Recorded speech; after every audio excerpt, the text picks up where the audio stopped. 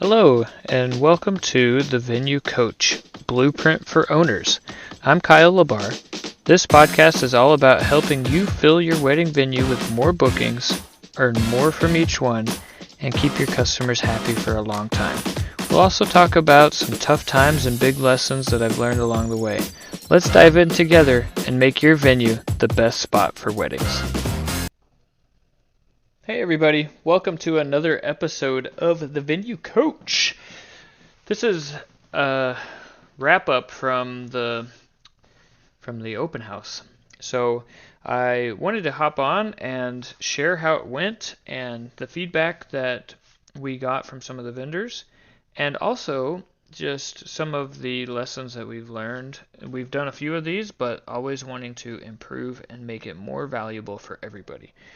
So to start, we went through our plan that I talked about last month and put everything out in a timely manner. We started with getting our vendors lined up a month out. We also started our initial posting.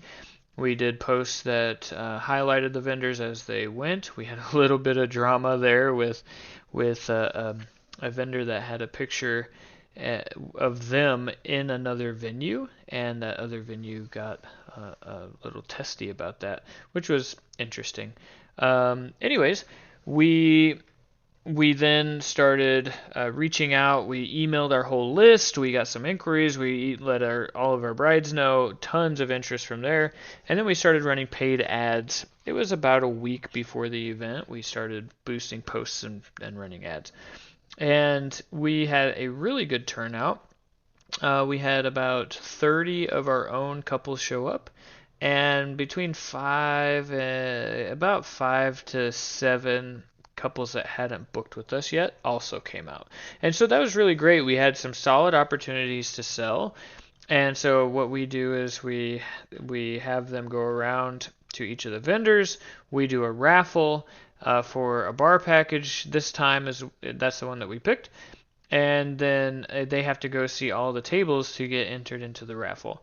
And then for those that haven't booked, we also give them a tour, and we have some great discounts for the day of the open house, so that they can take advantage of that for showing up.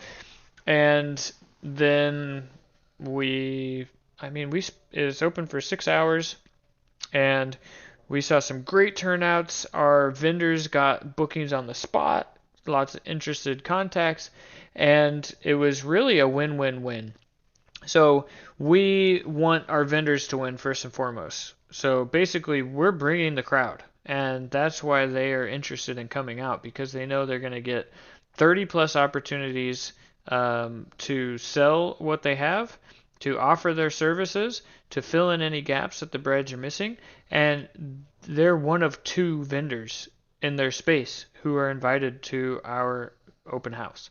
So they get exclusivity, they get one-on-one opportunities, and they have time, and they can, imagine this, you get to have, at your venue, you get to have 30 tours in one day. Would you do it? Yes. Even if you don't convert at as high of a rate as you would like, and normally your absolute volume increases, because out of those 30 you could close 10 of them, right? And then in one day you're done for the month. And then, but obviously, why would you stop there? But you get what I'm saying. It's a great opportunity for the vendors to come out. The opportunity for us is we get opportunities to bring in, with a lead magnet. It's what it's called. The vendors being there is a lead magnet for people that haven't booked.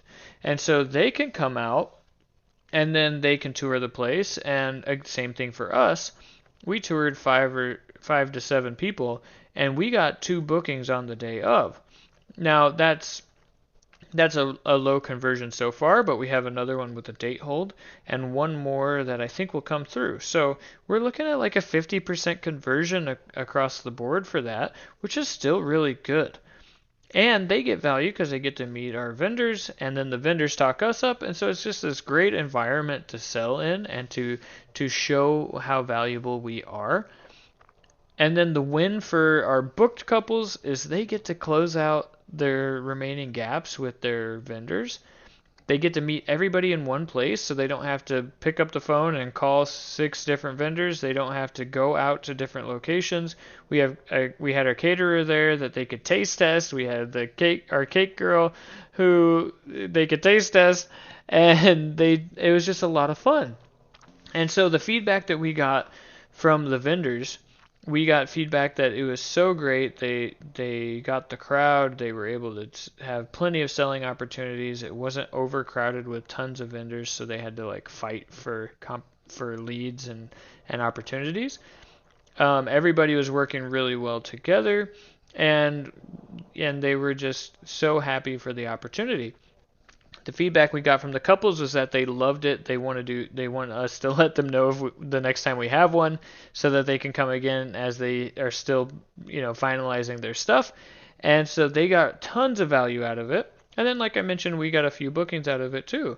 So really, it was a success. And what we have found is that those can be quite successful for everybody. And the goal should be to get everybody to that point where they all benefit. So that's the breakdown of what happened this past Sunday. And as far as the improvements, I wanted to share these because I hope that they can be useful for anybody else who's planning a wedding venue. So the big thing that we wanted to do is give our vendors some thank you gifts. And we've done this in the past, and it's really just to appreciate them because they help make it possible. They help, they're so great, and they're our preferred vendors. And so we all want to help each other out and thank, be appreciative of that. Next, small thing, when I printed out the list of everybody who registered, I didn't do it alphabetically, so it made it really hard to find names as we were going when there's like 30 to 40 names on a list. And so I got to fix that for next time. That's real easy. The other thing that we need to be better at is tracking the total cost. So we bought things like gift bags. We bought like a goodie bag for the brides. We bought candies. We were giving out alcohol. We let's see, what else did we pay for? I mean, we hosted the building and all that. Of course, we paid for marketing. We paid for materially paid for a number of things, and we just have to make sure we're tracking that. And why that matters is we want to keep track of our cost to acquire a client. I talked about this before, but this is a great number that we need to keep track of. So if the open house is giving us if we're spending less to get more clients, then we win, and it's way better than our other marketing, even if the conversion of the total conversion of people who attend to people who book is lower. If we're able to acquire those clients for less than we otherwise would have, then we're still winning, and it's still a great opportunity. So then the rest of it, not the rest of it, but a lot of it is around that. So we want to track the show rates, we want to track the conversions, and track our CAC a lot better, so that way we can know how successful it is, and then that gives us a better idea of like how much should we actually spend on paid advertisement for this. That's crucial, right? If I spend, I think we spent maybe $100 on paid ads. Right, we did a lot of other social media posting and things like that, and the other vendors did the same thing. But I wonder how many people we can get in by running paid ads at a higher amount. Could we 5x that and get 5x the amount of people, which would be 5 times as valuable to our venue, for our vendors, for us, for our clients? Yeah, then I want to do that. So that will be coming up next for the next one, is we're going to start advertising a little bit sooner, paid advertising, and then we're going to spend a bit more, probably go up to that $500 and see what that does for us. And then we're going to just track all of those metrics so we can know, yes, this worked. Yes, maybe we need to spend more than that. And that could be a real thing. If we spend more, then how much more do we get? How many more bookings? That sort of thing. So and as an aside, the CAC that we're looking for it for any client is under $500. If we can spend under $500 to get a client, then that is phenomenally awesome. That is just a great win for us. And so we like if I spend $500 versus 100, I'm hoping to get one more client than what I got at this one. So that's what we'll be tracking as well. Then we have an entrance that's off the side of a highway. It's a little bit hard to see. You're coming around a corner. We have a sign that's out on the roadside, but it can still be difficult to see, especially when you're going by at 70 miles an hour. So I thought about just putting out some balloons on the sign or something like that, just a little bit more visible. But we didn't have a lot of people complain about finding the place, and so that's just a nicety that we might try. Um, then we wanted to get better raffles and get the vendors involved. So, hey, what can we offer for this huge package, this huge thing that we can actually use as another lead magnet to bring people in? Hey, come on in. There's going to be raffles. There's going to be great things being raffled off by each vendor. We're going to have this big old one that's basically like, I don't know.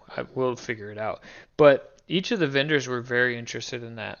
And then just we got some bags off of Temu to give out, and the lettering on them just fell off like almost immediately. So we have to get a little bit higher quality than that on the next one, but it doesn't have to be something crazy expensive, anything like that. But we should have a good decent quality when we're giving things out, as it reflects on us as well.